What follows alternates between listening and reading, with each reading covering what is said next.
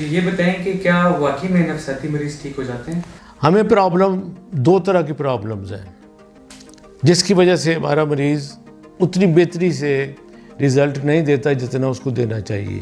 پہلی بات تو یہ ہے کہ ہمارے پاس آنے سے پہلے لوگ مختلف جگہوں پہ پھرتے رہتے ہیں، کبھی تعویذ نکال رہے ہیں، کبھی اس کے جادو ٹونا نکال رہے ہیں۔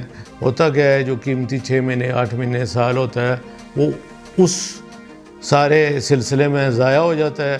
جب ہمارے پاس مریض آتا ہے تو اکثر اس کی چیزیں خراب ہوئی ہوتی ہیں۔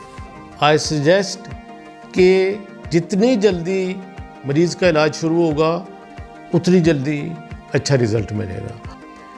لیکن یہ بھول جائیے کہ صرف دوائی کرے گی، یہ ایک پوری ٹیم ورک ہے۔ میں ہوں، میری سائیکالوجسٹ ہے، میرا ٹیم ورک ہے، اور سب سے بڑی ٹیم ورک آپ کا گھر ہے، آپ کا ماحول ہے۔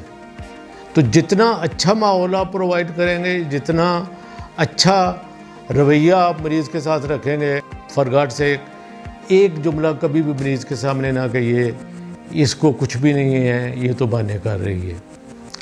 یہ بہت منفی اثرات مریض کی بیماری میں ڈالتا ہے۔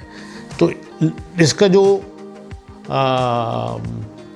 اصل ٹیک اوے میسج ہے وہ یہ ہے کہ جتنی جلدی آپ کو بیماری کا پتہ چل جائے گا اور علاج شروع ہو جائے گا اچھی دوائیوں کی موجودگی میں، انشاءاللہ اتنا ہی اچھا رزلٹ ملے گا۔